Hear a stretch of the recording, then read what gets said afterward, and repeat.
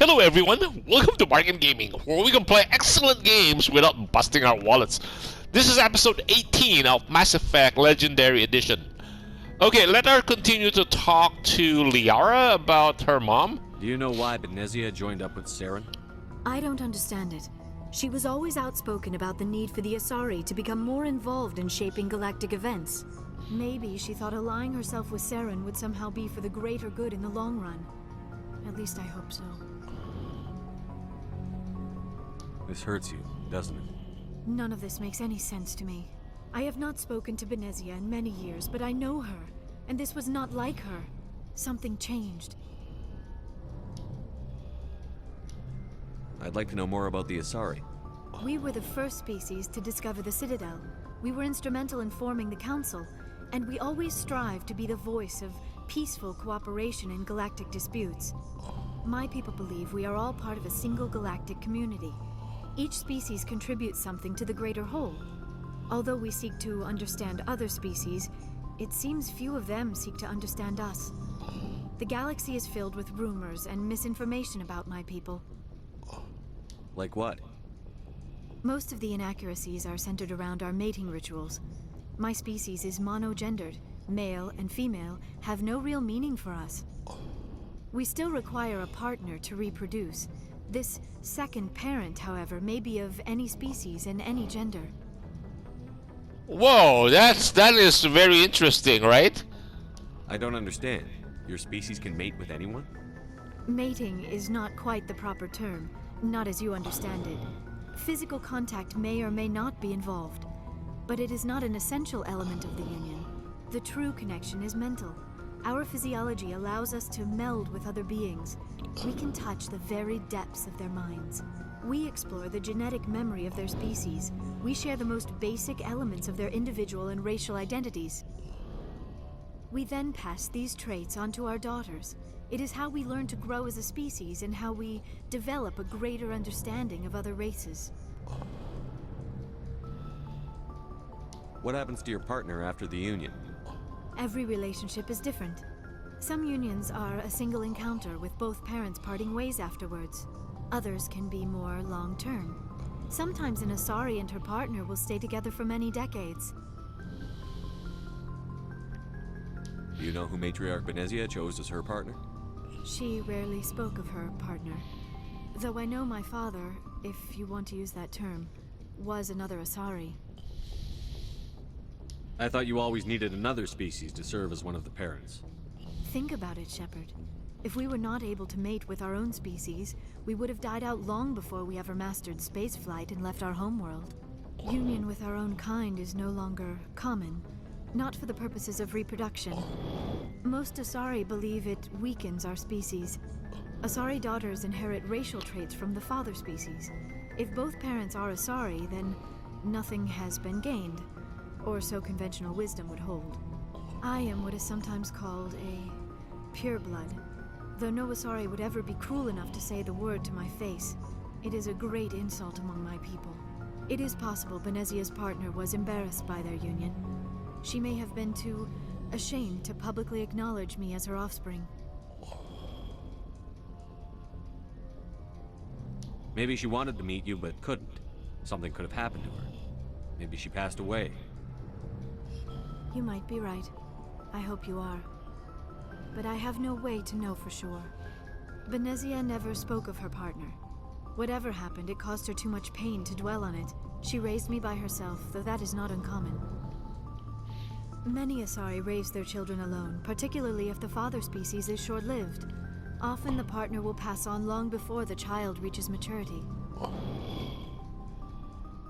Wow, okay, yeah, they're Do you long. know who Matriarch Benezia chose as her partner? She rarely spoke of her partner. Though I know my father, if you want to use that term, was another Asari. Benezia never told you her partner's name? Union with our own kind is no longer common, not for the purposes of reproduction. Most Asari believe it weakens our species. Asari daughters inherit racial traits from the father species. If both parents are Asari, then nothing has been gained, or so conventional wisdom would hold. I am what is sometimes called a pure blood. Okay, Their so nose we've would heard never this be cool already, enough so... to say the word to my face. It is a great insult among my people. It is possible Benezia's partner was embarrassed by their union. She may have been too ashamed to publicly acknowledge me as her offspring. Yeah, we said that. You don't know Maybe that. she Yeah. wanted to meet you, but couldn't. Something could have happened to her. Maybe she passed away. You might be right. I hope you are. But I have no way to know for sure. Benezia never spoke of her partner. Whatever happened, it caused her too much pain to dwell on it. She raised me by herself, though that is not uncommon. Many Asari raise their children alone, particularly if the father species is short-lived. Often the partner will pass on long before the child reaches maturity.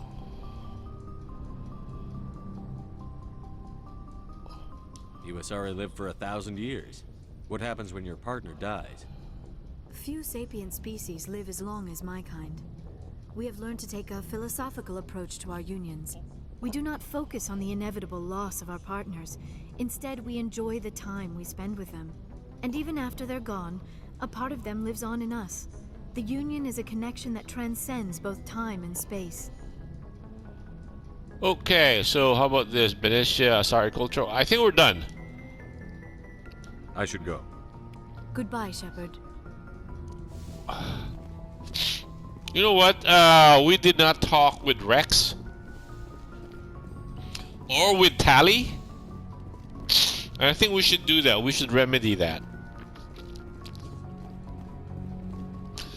I hope this is much faster now. Oh, it's still slow. I remember this elevator is super slow.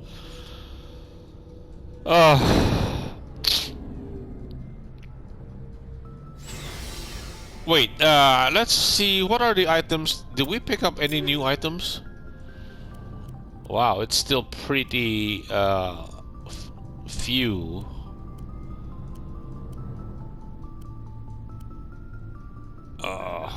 Ooh, this is duration bonus.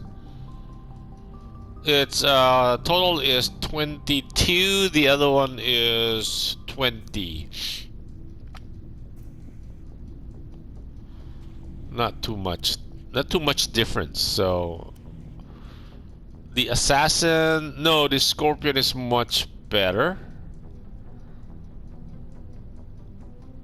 Yep, we have tech biotic protection. Okay, let's save this.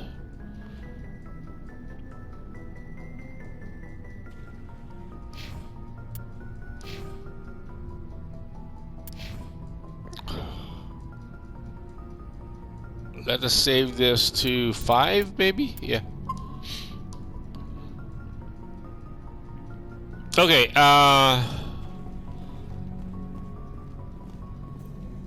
Oh, we can buy Commander, stuff from this guy. Looking for some extra supplies before you head out? What have you got? Whatever you want. Armor, weapons, mods. It's not standard Alliance issue, but that's not necessarily a bad thing. Well, as long as you don't mind paying for it. This is the part I don't understand, right? We're working for the Alliance. Why should I pay you for my weapons and armor? My stuff doesn't come from the Alliance. I have to purchase it myself, and it's not cheap. Hell, the licenses alone have set me back more than I'd like. But no licenses, no goods. Without the goods, I'm out of a job. Okay, Let's see what you've got. You bet, Commander. Okay, we need to buy the licenses. I think that's the most important one. And because we have... Wow, a sniper rifle. These are Spectre caliber. So that's why I was saying earlier, we need 320,000. And how much money do we have? I think the one at the bottom is our money. Wow. I want that. I want that assault rifle. Oh, sniper rifle. And this is the shotgun. And this is the assault rifle. Oh, assault pistol. Wow. Ooh. 150,000. Man, we're nowhere close. Uh, wait, I thought Kessler 3, Lancer 3, sell, buy back. Oh, he is not selling any licenses.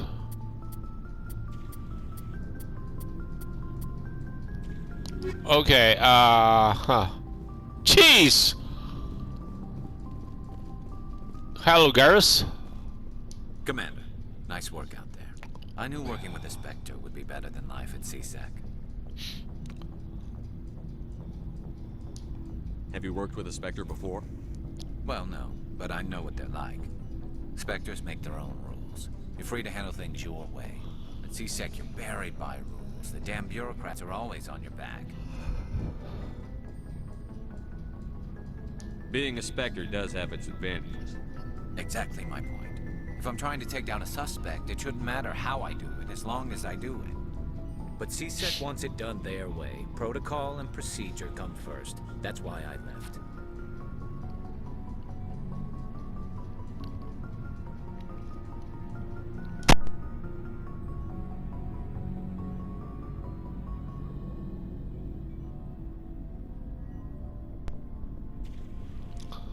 Sorry about that. I had to take out the mic. I was coughing again. It's catching up to me. So you just quit because you didn't like the way they do things? There's more to it than that. It didn't start out bad, but as I rose in ranks, I got saddled with more and more red tape. CSEC's handling of Saren was typical. I just couldn't take it anymore. I hate leaving. I think I'll increase the volume, maybe? Yeah, it's getting too... anyway, I hope you made the right choice. I'd hate for you to regret it later. Well, that's sort of why I teamed up with you. It's a chance for me to get off the Citadel, see how things are done outside CSEC. Either way, I plan to make the most of this. And without CSEC headquarters looking over my shoulder, well, maybe I can get the job done my way for a change. As long as you do your job well, you're free to go about your business as you see fit. Thank you, Commander.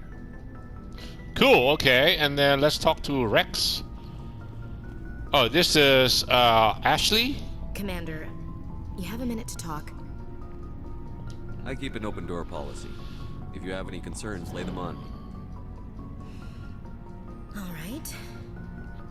I know things are different aboard the Normandy, but I'm concerned about the aliens, Vicarian and Rex. With all due respect, Commander, should they have full access to the ship?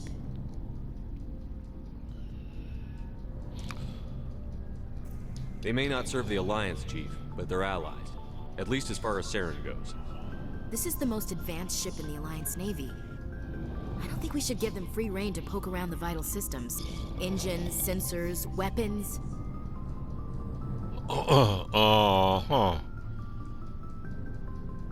You don't trust aliens? You don't trust the Alliance's allies?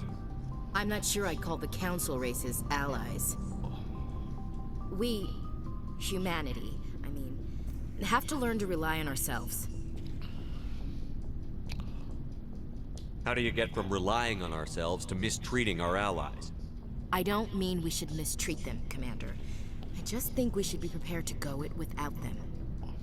As noble as the Council members seem now, if their backs are against the wall, they'll abandon us.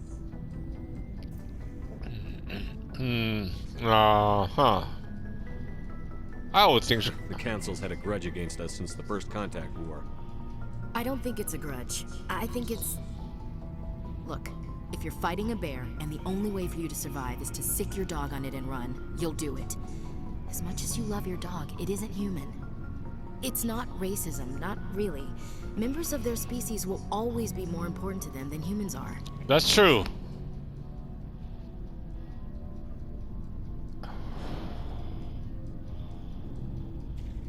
Why do you feel that? You seem like deeply held beliefs, Williams. What made you think this way? My family's defended the Alliance since it was founded. My father, grandfather, great-grandmother, they all picked up a rifle and swore the oath of service. I guess we just tend to think of Earth's interests as our own.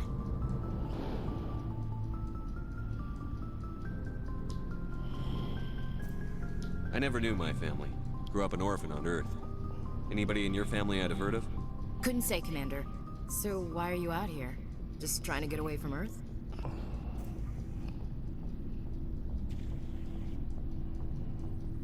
Mainly I wanted to serve. Protect the Alliance, save lives, you know. Glad to hear it. I'd hate to think you were out here for a free college education. It doesn't sound like you've worked with aliens before. No, sir. Mainly I've been groundside, part of the surface garrison forces. I did get a rotation on a space station for training. Every Marine a rifleman, every rifleman ZG certified.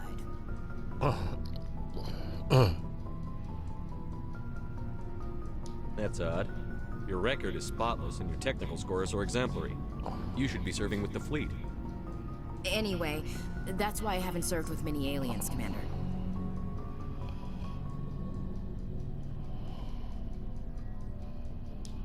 All right. I can see where your concerns are coming from, Williams. But this is a multilateral mission. You're going to have to work with aliens, like it or not. It won't be a problem, Commander. You say jump, I say how high. You tell me to kiss a Turian, I'll ask which cheek. I'm glad there won't be a problem. Anything else you need, Commander? We'll talk later, Williams. Looking forward to it, sir. Yeah, so we're getting experience, and these are Liara's locker. Ah, okay, so that's how we equip them. Okay. Let's talk to Rex. Shepard, what can I do for you? What's your story, Rex? There's no story. Go ask the Quarian if you want stories. You Krogan live for centuries. Don't tell me you haven't had a few interesting adventures. Well, there was this one time the Turians almost wiped out our entire race. That was fun.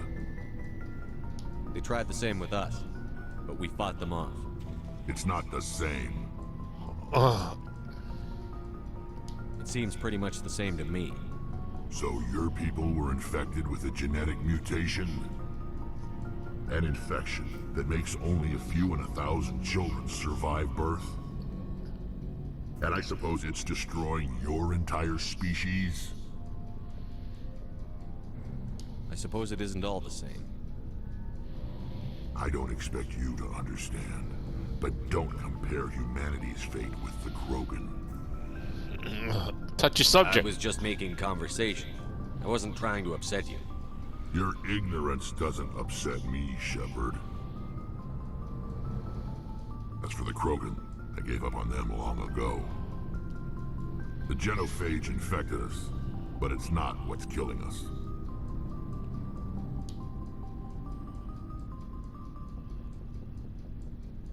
Are your people really dying? We're sure not getting any stronger. We're too spread out. None of us are interested in staying in our own system. What can you tell me about the genophage? Ask the Solarians if you want details. They made it.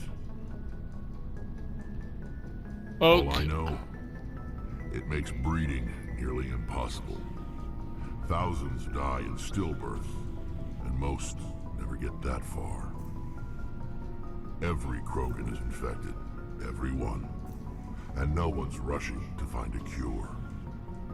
Why don't the Krogan try to find a cure? When was the last time you saw a Krogan scientist? You ask a Krogan, would he rather find a cure for the genophage or fight for credits? He'll choose fighting every time. It's just who we are, Shepard. I can't change that. Nobody can. So long, Rex. Shepard. Okay, that's pretty sad, right? I think this leads down to engineering or something? Oh yeah, this is engineering, okay. Oh, this is Tally. Hey, Tally! Your ship's amazing, Shepard. I've never seen a drive core like this before. I can't believe you were able to fit it into a ship this small.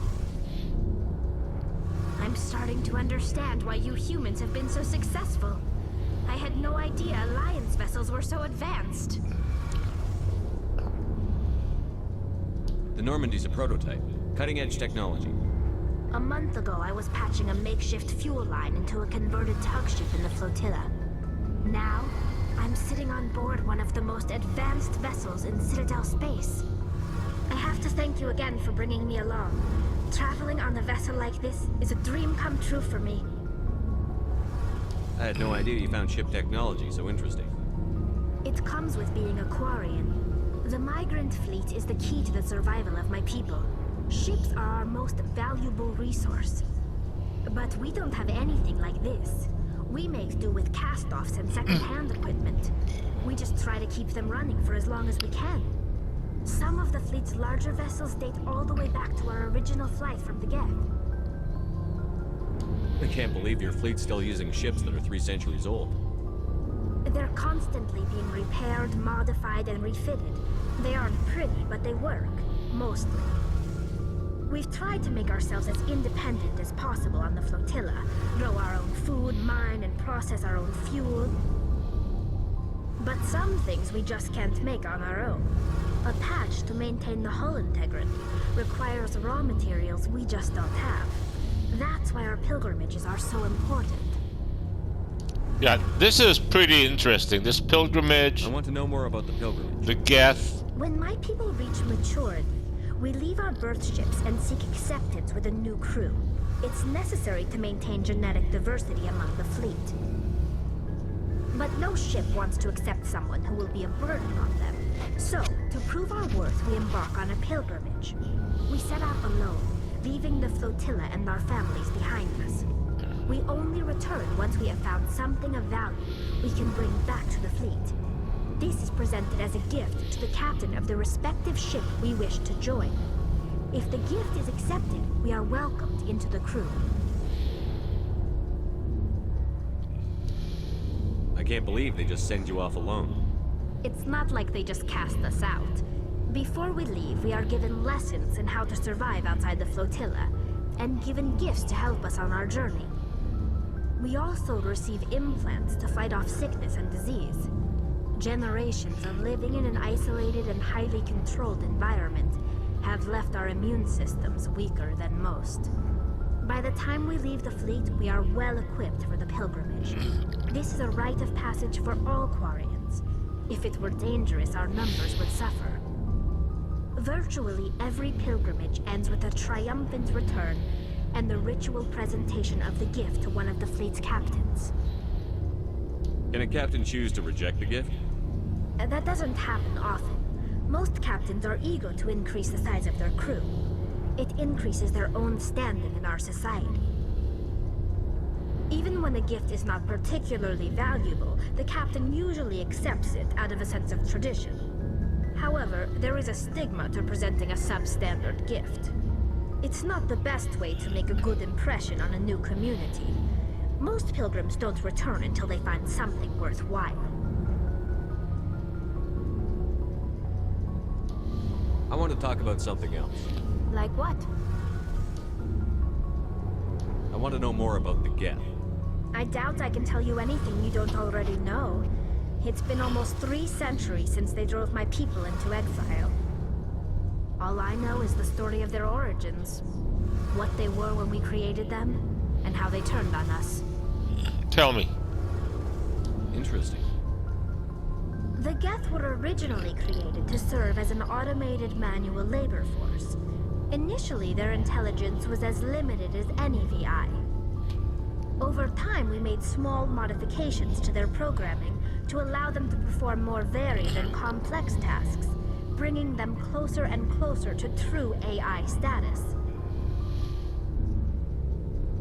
How come the Council didn't step in and stop you?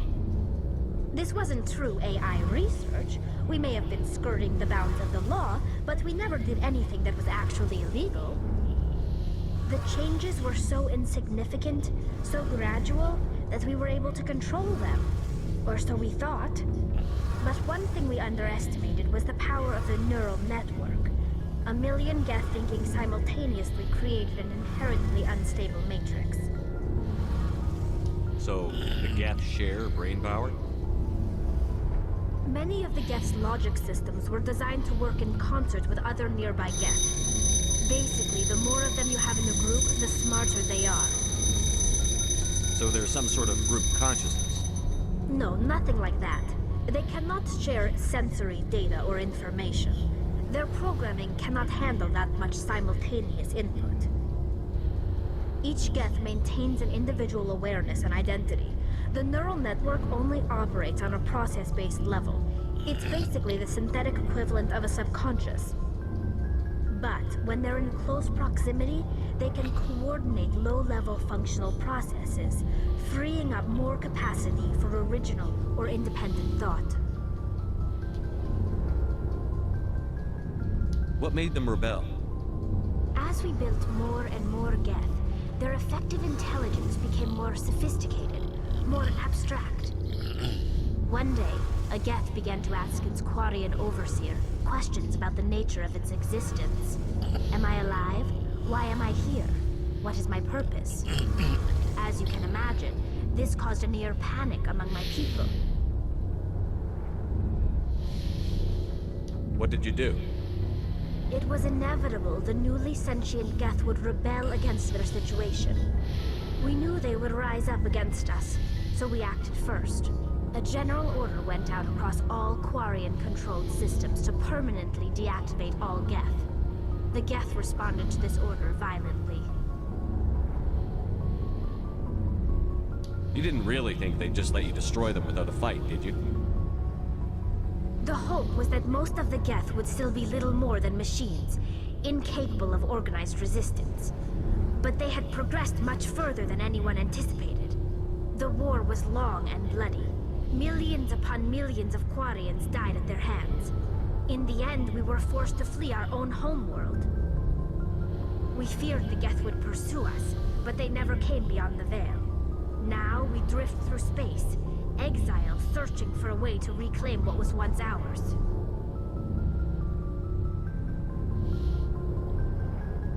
I should go. See you later.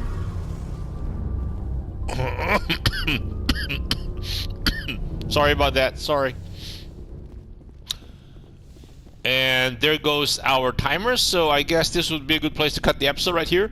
So we got backgrounds on the people that we have as our companions. And so I'll see you in the next one. Bye.